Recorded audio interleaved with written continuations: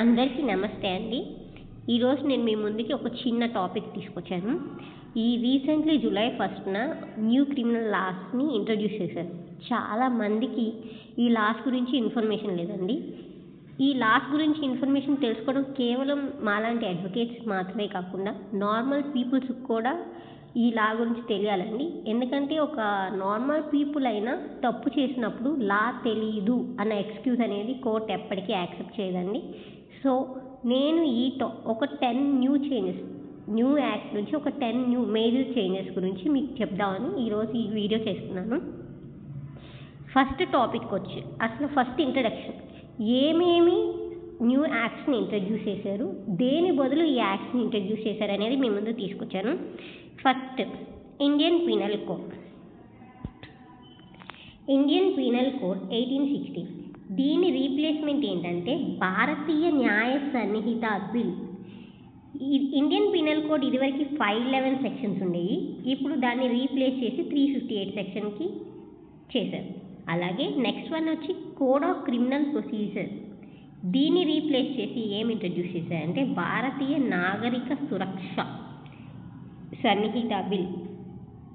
సిఆర్పిసిలో మొత్తం 484 సెక్షన్స్ ఉండేయండి, ఇప్పుడు భారతీయ నాగరిక సురక్ష సన్నిహిత బిల్లో 531 సెక్షన్స్ని ఇంట్రడ్యూస్ చేశారు. అలాగే ఇండియన్ ఎవిడెన్స్ యాక్ట్ని రీప్లేస్ చేసి భారతీయ సాక్ష్య బిల్ని ఇంట్రడ్యూస్ చేశారు. ఇండియన్ ఎవిడెన్స్ యాక్ట్లో మొత్తం 166 సెక్షన్స్ ఉంటే ఇప్పుడు దాన్ని చేంజ్ చేసి భారతీయ సాక్ష్య బిల్లో 170 సెక్షన్స్ని యాడ్ చేశారు. ఇది బేసిక్ ఇంట్రడక్షన్ అండి, ఏమేమి యాక్ట్స్ని తీసుకొచ్చారు దేన్ని రీప్లేస్ చేసి.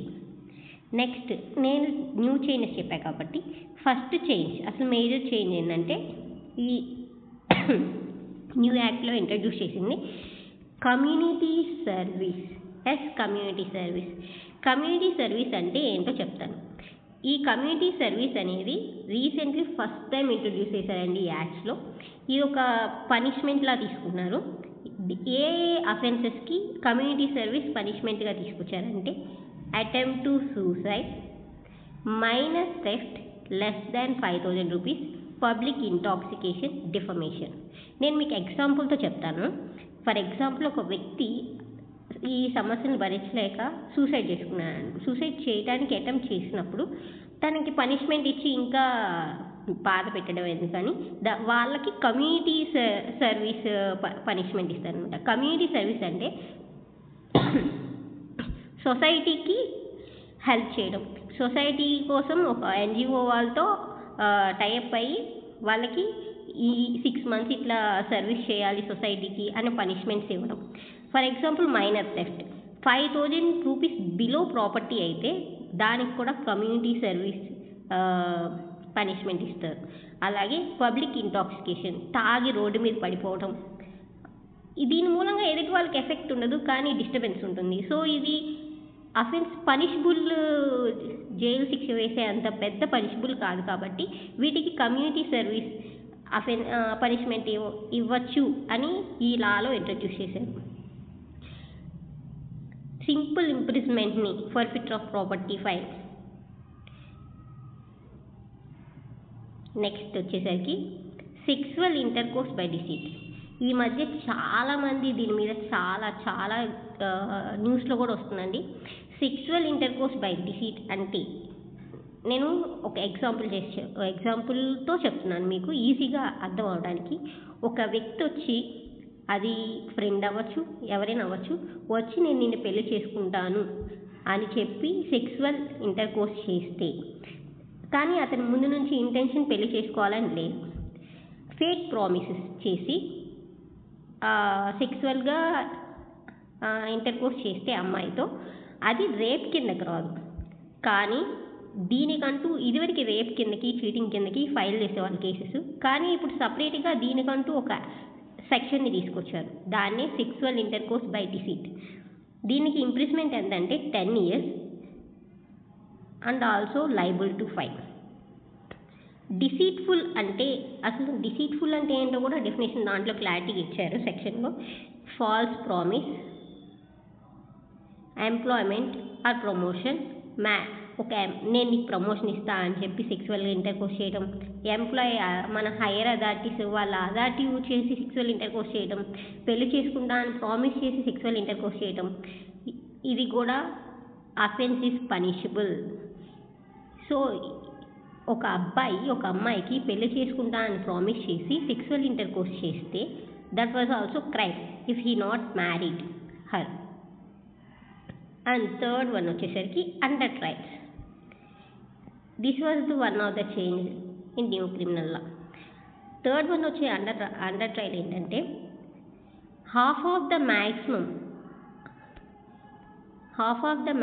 Imprisonment of an offence he must be released on personal bond. ఇదివరకు సిఆర్పిసిలో ఏముండేదంటే ఒక వ్యక్తి ఫర్ ఎగ్జాంపుల్ 7 years పనిష్మెంట్ ఉన్న వ్యక్తి 3.5 years punishment already case deal అవ్వకముందే అండ్ జడ్జ్మెంట్ ఇవ్వకముందే 3.5 years అతను జైల్లో ఉండుంటే హాఫ్ ఆఫ్ ద ఇంప్రిజ్మెంట్ అనుభవించుంటే అతను పర్సనల్ బాండ్ బేస్ చేసుకొని అతను రిలీజ్ చేసేవాళ్ళు. కానీ ఇప్పుడు బిఎన్ఎస్ఎస్ ఏం చేశారంటే first time offenders, previous crime చేయకుండా ఫస్ట్ టైం అఫెండర్స్ ఉంటారు, వాళ్ళు 1/3 ఆఫ్ మ్యాక్సిమం సెంటెన్స్ అనుభవిస్తే వాళ్ళు పర్సనల్ బాండ్ మీద కూడా రిలీజ్ అవ్వచ్చు అని చెప్పారు. హాఫ్ ఆఫ్ ద మ్యాక్సిమం తీసేసి 1/3 మ్యాక్సిమం తీశారు. ఇది only applicable to first time offenders. This was the new change in under trial prison. And third one వచ్చేసి ఫోర్త్ వన్ వచ్చేసి ఫారెన్సిక్ ప్రోబ్. మామూలుగా ఫారెన్సిక్ ఒక మర్డర్ జరిగినప్పుడు ఫారెన్సిక్ ఇన్వెస్టిగేషన్ అనేది మ్యాండేటరీగా జరిగింది.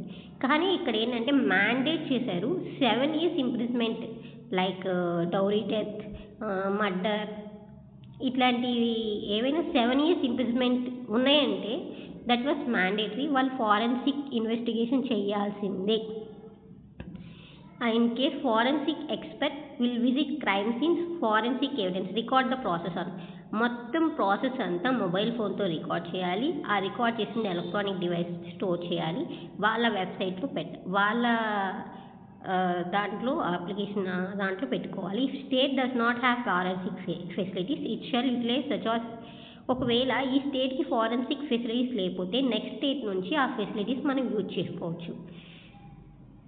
ఇవండి major changes 5. Next video remaining 5 changes చెప్తాను. ఇది తెలుసుకోవడం వల్ల మీకు ఏంటంటే మనం చేసేది కరెక్టా తప్పా అని తెలుసుకోవడం చాలా ఇంపార్టెంట్ అండి. సో ఇలాంటి వీడియోస్ ఇంకా మీ ముందుకు తీసుకురావాలంటే నా ఛానల్ని సబ్స్క్రైబ్ చేయండి, లైక్ చేయండి, షేర్ చేయండి. Thank you.